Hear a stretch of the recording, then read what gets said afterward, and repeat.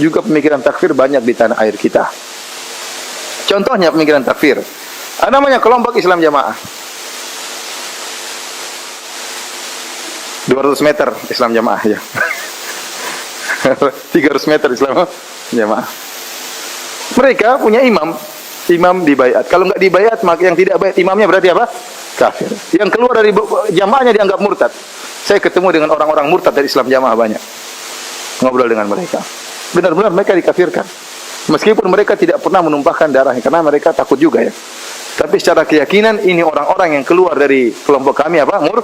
Murtad. Gara-gara apa? Gara-gara tidak membayat imam mereka. Ya akhi, imammu yang mana? Kita ingin tahu ini. Yang kita kalau tidak bayat dia jadi kafir. Keimanan dan surga dan neraka berada di tangan dia, imam ini. Imam itu mana yang pegang surga dan neraka itu? Kita ingin tahu. Iya, nah, kalau kita nggak bayat sama dia, kita masuk neraka jahanam, kafir. Imam itu mana yang pegang surga dan neraka? Modelnya kayak apa? Surga dan neraka di tangan dia. Ya akhi, ini karena kebodohan.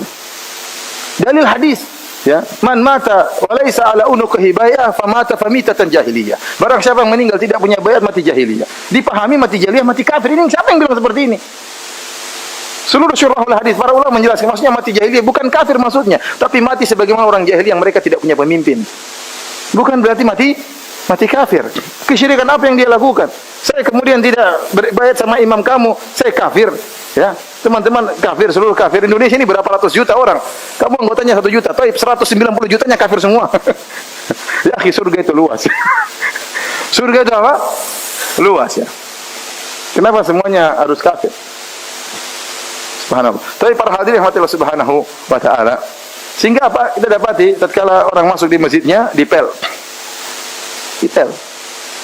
Ya, mungkin dianggap najis, dipel. Ini kalau masuk antum cari garaja semua, dipegang semua. Biar mereka kerja bakti ya, capek. Mereka menghalalkan darah dan menghalalkan harta. Namun anehnya, mereka kalau ada orang antum masuk antum pel, tapi waktu mereka beli onde-onde, mereka makan aja. Padahal itu yang pegang kan najis juga, yang goreng itu najis juga. Waktu masalah makanan nggak ada fikih najis, makan aja. Nggak tahu dari mana pemikiran mereka. Saya punya teman orang murtad dari kalangan Islam Jamaah bilang, Ustaz dulu saya kalau makan beli kue, ya kadang saya beli kue 5 saya bayar 2 Ustaz. Kenapa? Sebenarnya tidak bayar tidak apa-apa, karena itu halal, harta orang kafir. Tapi saya masih baik, saya sedekah 2. Ini benar, ini nggak main-main. Jadi kalau ente sudah dikafirkan, harta ente halal, darah ente apa? Halal. Sampai kasus di Jogja, di dekat rumah saya waktu saya tinggal di Jogja. Maksudnya rumah kontrakan di sana ya. Seorang bercadar dari pemahaman teman saudara-saudara kita yang suka mengkafirkan, masuk di mana? Di supermarket, kemudian nyolong. Akhwat bercadar nyolong. Ada CCTV lah. Ketangkap. Kenapa? Dia meyakini itu harta halal, diambil nggak jadi masalah, nggak usah bayar, nggak apa-apa. Itu keyakinan mereka. Harta selain orang-orang mereka, dia nggak apa harta yang halal. Sempat mereka mengatakan kita sekarang dalam fase Mekah, bukan fase Madinah. Nah, kalau fase Mekah, Nabi dulu sabar, tidak bom sana bom sini. Nabi di Mekah 13 tahun, ada 360 patung di dekat Ka'bah, Nabi tidak bisa pecahkan satu pun. Ente sekarang bilang fase Mekah, tapi nyolong sana nyolong sini, gimana? Nabi waktu di Mekah apakah nyolong barang orang kafir? Tidak. Bahkan mereka menitipkan barang amanah mereka kepada Nabi SAW. Tatkala Nabi hendak berhijrah, Nabi kembalikan. Ente fikir dari mana seperti ini? Oleh karena saya sering sampaikan, orang kafir itu bukan satu model. Orang kafir dalam Islam ada 4 model. Ini sering saya ulang-ulang, karena mereka tukang takfir itu menyangka kondisi orang kafir cuma satu model. Halal darahnya dan halal hartanya. Kemudian kondisi kaum muslimin dengan orang-orang kafir harus dalam satu kondisi. Harus kondisi perang terus. Kalau tidak perang maka kafir. Dari mana seperti ini?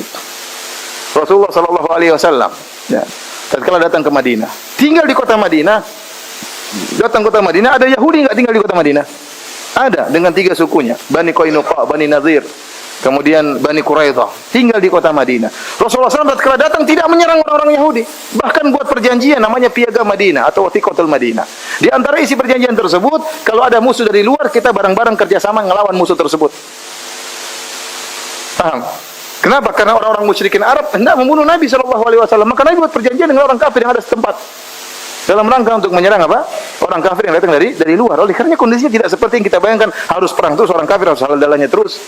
Bahkan Rasulullah SAW punya perjanjian Hudaybiyah. Tatkala tahun 6 Hijriah Rasulullah SAW membuat perjanjian Hudaybiyah dengan orang musyrikin Arab, kurang dari 2 tahun. Perjanjian damai dan manfaatnya luar biasa. Dalam waktu kurang dari 2 tahun tersebut sekitar 6.000 orang masuk Islam. Cepat, kenapa? Terjadi interaksi, terjadi dakwah. Ya, masing-masing silakan mengungkapkan hujah-hujahnya sehingga banyak yang masuk Islam dalam tempo kurang dari 2 tahun. Padahal Nabi SAW 13 tahun di Mekah, 6 tahun di Madinah, tidak sampai sekitar 3.000 orang saja yang masuk Islam. Total kaum muslimin cuma 3.000, maksimal 4.000. Itu padahal 19 tahun. Sementara kurang dari 2 tahun dalam perjanjian Hudaybiyah ternyata hampir 6.000 orang yang masuk Islam. Dan kita tahu banyak Islam masuk di tanah air kita dengan akhlak, dengan rahmat. Islam di mana-mana berkembang sekarang dengan apa?